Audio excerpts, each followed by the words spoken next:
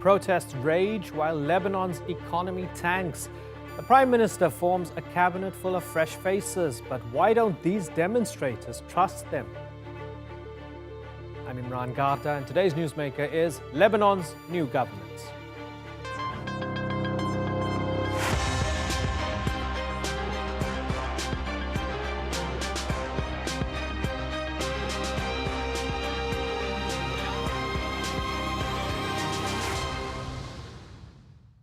It took 85 days of intense political wrangling to form this government. And on paper, it looks pretty good. It's made up of so-called experts and has a record number of female ministers. And they've been tasked with saving Lebanon from total economic collapse and ridding the government of corruption. Prime Minister Hassan Diab hailed his new cabinet as a victory for the protesters. But they're still out on the streets. This weekend, Lebanon entered its 100th day of demonstrations as protesters rejected the Prime Minister's government. For them, the faces may be new and they may be called experts, but the political elite behind them is still calling the shots. Are they right, or are they being too cynical about a government not meant to be perfect, but one that is necessary to rescue the economy?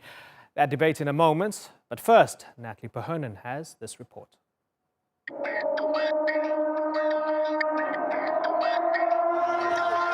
Lebanon's new government is barely a week old, but these demonstrators are making it clear from the outset that they don't have confidence in it.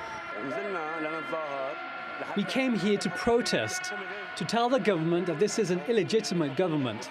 They're passing laws and they haven't even got the vote of confidence. We're continuing the protest.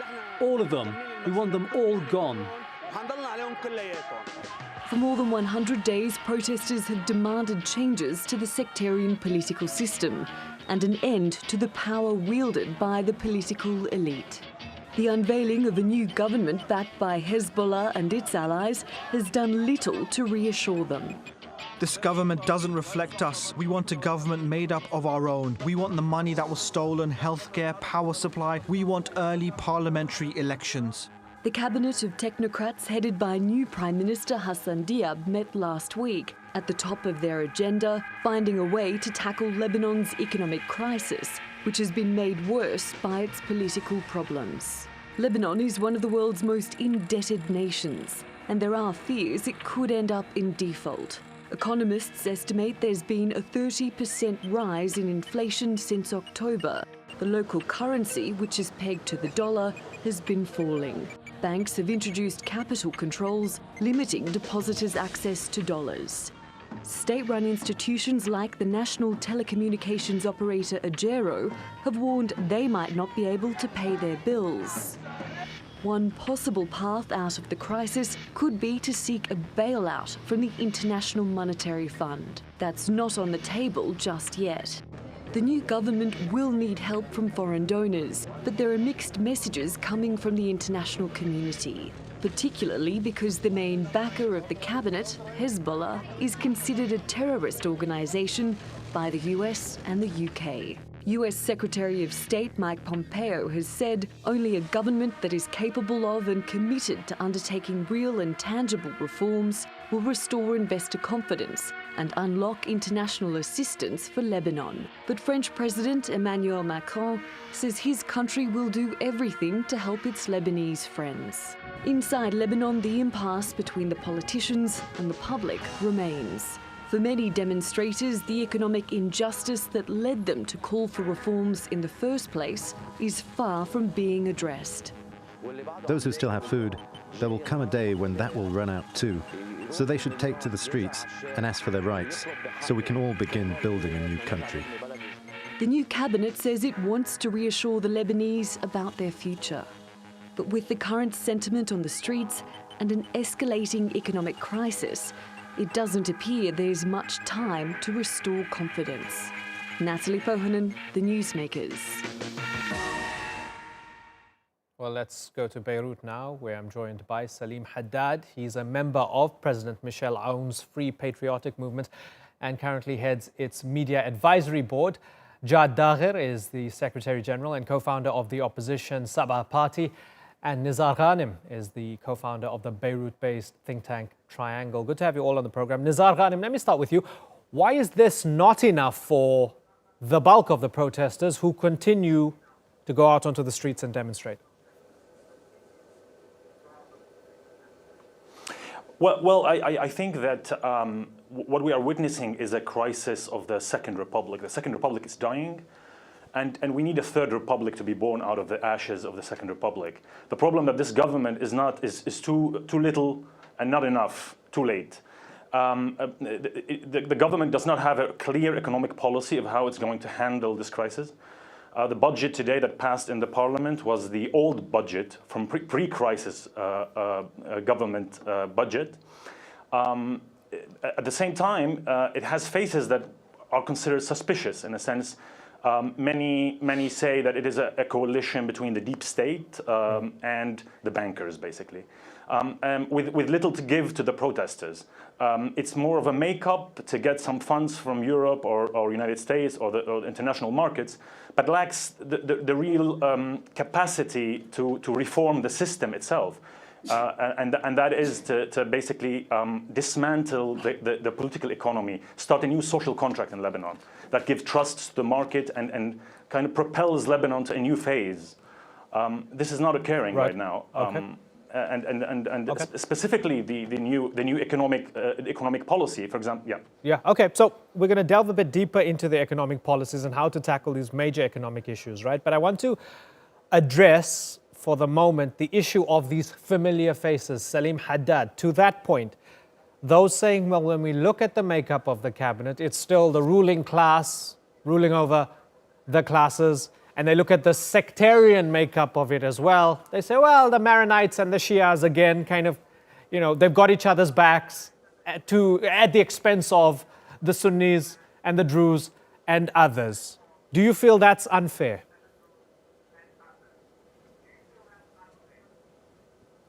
Hello. Actually, the way you described it is not very, very accurate. This government is made of new faces. These new faces were independent people with a very well and very proven record of achievement in their lives. They have been actually approved by the political parties that will eventually give this government the trust in the parliament. So we have had elections in Lebanon like 19 months ago, and this government and this parliament is the parliament in place. So this parliament will give this government its trust. So that's the way it was done. These faces are good people. They have proven records, and eventually we have to give them a chance to succeed, because otherwise we will be going into complete chaos. But would you understand, sir, and I'm sorry to interrupt you. I'm really sorry to interrupt you. Yeah, I'm sorry to interrupt you, right? Would you understand if people look at the makeup of it and they look at your party, for example, that's heading things, and they see the leader of your party is a former foreign minister who's the son-in-law of the current president, and they've all been involved during this economic chaos, they're going to say, well, what's so fresh about this? They've been involved in getting us to the wreck that we are in. Let's go back to the wreck. The wreck that we are in dates back to 30 years of mismanagement of the country, and the government and the power in place of the President Michel Aoun has been only 3 years in place, trying and striving to change the way policies were made, the way economic vision was made, and the way the fiscal and monetary policy was followed. Actually, we have been, as a party, as the president, as the ministers that were part of the president's party in the government, they were all tried to change the way all the policies were made since 30 years, transforming the Lebanese economy from an economy based on just pure services into an economy that is productive economy. Okay. Unfortunately, we ran out of time, and the protesters came to the streets on October 17 with just rights, with just demands, and with rightful demands.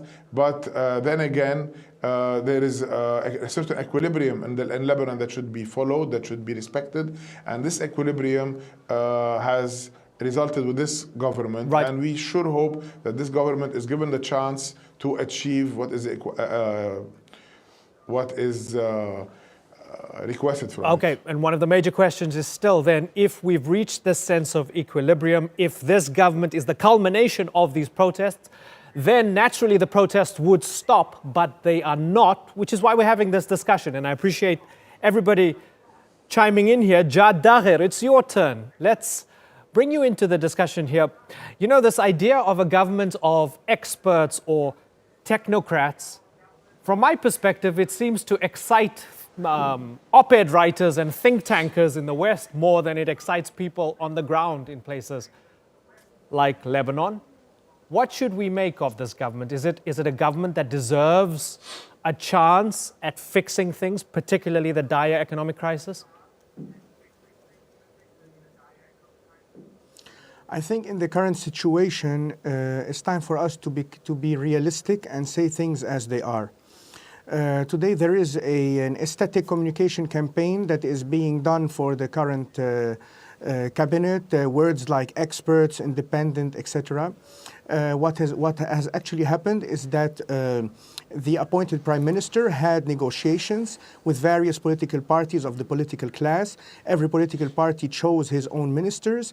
Every political party knows which ministers report to him. Those were announced in the media. Everything is very clear. So I think it's time in the current crisis to stop fooling ourselves. What the current political class is not understanding is that the protests that are on the streets are not protests for reforms. Protests for reforms have been taking place for the past 40 years. What people want today is a political transition. They want a not new faces, new leadership. And this is why the protesters were saying they wanted a transition, an interim transition cabinet and early parliamentary elections, repeating over and over again that elections took place about 2 years ago, and this is why the current parliament is legitimate, doesn't work anymore. Because yes, it's true, people voted for these political parties, and the political parties did not keep their promises. Today, the country is in collapse. We cannot consider that things are business as usual. We cannot consider that just appointing new faces is enough. So what has happened after 100 days of protest is that we have a cabinet of masks. And also, I am also hearing again and again that this parliament is our parliament for the next 2 years, which is again not to the level of expectations of the people. Okay. So we have to say things as they are. Okay. This is not going to work anymore. The current Jad, cabinet, the current ministers which report to the same political class will not be able to face corruption because then they would have to face the people who appointed them. Okay, that's interesting. Salim Haddad, a cabinet of masks and a very legitimate fear that a lot of people have that this anti-corruption drive will only be used as an excuse to wipe out political enemies and will shield those in power. Address that for me. That's not the way things are going to happen. If there is going to be any clapping or any breakdown of corruption, it should be on all corrupt, and this is what we want, and this is what we wanted from the first day of the presidential term of President Aoun. Actually, we were faced by sectarian and religious protection for corrupt people. I think, and what are some of the positive points of these demonstrations is that somehow they lifted and we hope that they will continue on lifting the religious and the sectarian protection on the corrupt people. And here we really require we cannot require, but we really hope that the protesters will address their protests against real corrupt people. And they know which are the real corrupt people. But in terms of grouping all the corrupt people in one basket is not going to. Do you accept, Salim? Do you accept that corruption fighting? Do you accept succeed? that a full, absolute, sincere look at corruption in the country will no doubt unearth people from Hariri's camp, but will also unearth people from the Aoun camp and the Hezbollah camp, because everybody agrees that the political classes are corrupt in Lebanon. So do you accept that in the Aoun and the Hezbollah camp, you're going to have people go to jail? Is that what we're going to see? Let us not agree first that there are corrupt people from all the camps. So it's only on the other side. Because we believe that we don't have corrupt people within our camp. Yet, let me continue. Yet, if there are corrupt people with proven cases against them, we are as a party and we are as a term, there will be no protection on them, and they will all have to be tried. We do not protect anyone. Okay. But yet again, we don't want to generalize the accusation. Okay, so let me ask Each Nizar person Ghanem. that is Okay, accused fair and enough. suspected of being corrupt should face. Okay, so let's ask Nizar Ghanem. Nizar Ghanem, are you encouraged by that at all? Yes. It's highly doubtful if we see the record of this political class that has since 1990 been basically monopolizing most of the economy. We see that Lebanon is ruled by cartels and monopolies. We see a complete destruction of the judicial. Lebanon was famous for its active democracy in the 60s. We see that since the 1990s, there has been a sustainable, basically, dismantling of every part of independent judiciary in the country. So we don't have actually, it's been 100 days, we haven't seen anybody in jail. We've seen protesters being shot at, taken to jails against freedom of expression, basically, but we haven't seen any officials going to jail. At the same time, if we see the parliament, the current parliament, how it dealt with the economic crisis that is unfolding in Lebanon, is very discouraging, because it continues to levy most of the cost on the poorest through the Riyad Salami's policies of double exchange rates. At the same time, it didn't do a formal capital control law, which means by law, rich Lebanese, the oligarchs basically, that rule the cabinet and rule the government and rule the parliament, can still send their money abroad to Switzerland without any legal. We cannot sue them, for example, because there's no formal capital control law. So the parliament met today, and it did not pass a formal capital control law to give trust, actually, to the Lebanese that something tangible is going to happen. At the same time, let's not forget that we're witnessing three crises. We're witnessing a debt crisis, a currency crisis, and a bank crisis. The government and the cabinet, the current cabinet, did not say anything about these subjects. At the contrary, we don't see any equitable burden sharing, no debt restructuring whatsoever. So structurally, the IMF says that we're going to have 50% under poverty line. This means that the demonstrations are going to continue because this political class is basically bankrupt. It refuses to go to basically, it wants the country to go back before 17th of October. And as we know, any viewer of the political situation in Lebanon knows that the political situation is not going to go back to what it used to be. Right. The legitimacy of any government has to stem from 17th of October, which said no to the oligarchs, and what we need is a complete revamping of the state itself. Right.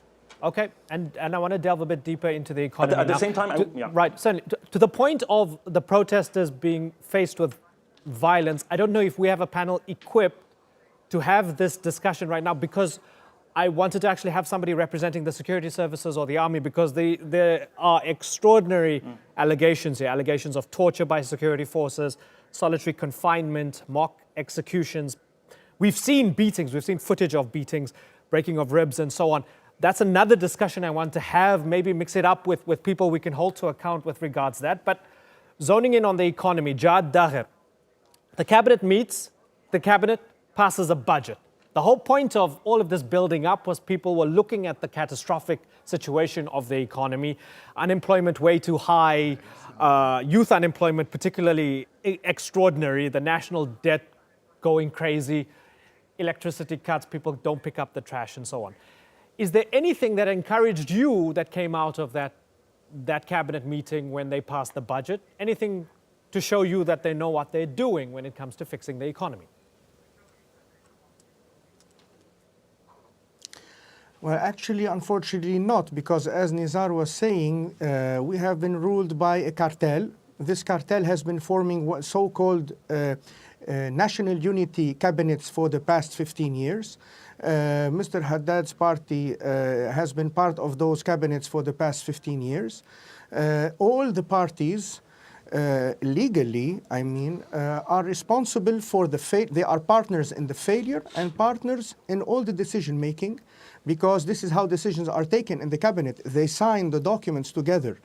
So they are responsible. Today, this new cabinet, the so-called new cabinet, is approving the budget prepared by the previous cabinet, which the revolution pushed to resign. So this is a scandal for everybody, actually. Today, what is happening today is a scandal, because really it is incredible that after all that has happened, we are approving the same budget as if nothing happened. They are saying they might do retouches, etc. This is not what is demanded today. We need an executive cabinet which has a vision for Lebanon. Deep reforms, creative new concepts, creative ideas to replace Lebanon in the place where it should be. It is not about making some minor modifications at a later stage. What we are seeing today has proven to us that we were right in not giving trust to this cabinet, because they are behaving as we were expected. And one more thing, it is not enough anymore to say that we have good intentions for the political class. We as citizens want results. So if we have minority political parties, because they are sectarian, and which all claim that they have good intentions, but they are not able to make them happen, then it is time for them to say that they are not fit to do what they are doing, because we need big cross-sectarian political parties in this country. We cannot have any more cabinets with 9 political parties in them because they want to cut to share the cake. Okay. What is happening today is we are going to the complete destruction of this country. Human lives is a serious issue. National security is a serious issue. National issues are very serious. Let me give Salim a chance to respond to this. For 40 years. This is why there is a revolution. Okay, so yes, Salim Haddad, we've got Jad and Nizar basically saying with this new budget, it's an old budget, and the cabinet is essentially reshuffling the deck chairs on the Titanic. You're still going down and you're trying to fool everybody. Salim Haddad, you're outnumbered in this debate here because they both disagree with you. Here's your chance to respond, sir. There's 2 minutes left on the program. First, let me say, if we want to address the Titanic case, we have taken control of the Titanic after it had hit the iceberg. Unfortunately, we are trying to save it, and we'd rather have the gentlemen on this panel and the people that they support and the people that support them help us in trying to save what remains from the ship, because if it sinks, we will all sink together. The parliament that has been the budget that was voted today by the parliament and not by the cabinet, by the parliament, is the budget that was set by the previous government. It was set after the October 17, and then it was then discussed in the commissions in the parliament for over 1 month, where all the presence in the parliaments gave their thoughts, and where many positive points were noted, like increasing the guarantee of the bank deposits from 5 million Lebanese liras to 75 million Lebanese liras, which will preserve the right of 86% of the depositors. Just one more point, please. We're out of time, so in 10 seconds, please, if you don't mind. In 10 seconds, this is a country for everybody. We should all help each other in order to salvage the situation and try to get the ship arrived to the shore safely. Okay, Salim, Jad and Nizar, pleasure having you all on the Newsmakers. I thank you very much for joining us. That's all for this edition of the Newsmakers. But before we go, let's take a look back at Lebanon's 100 days of protest. Thanks for watching.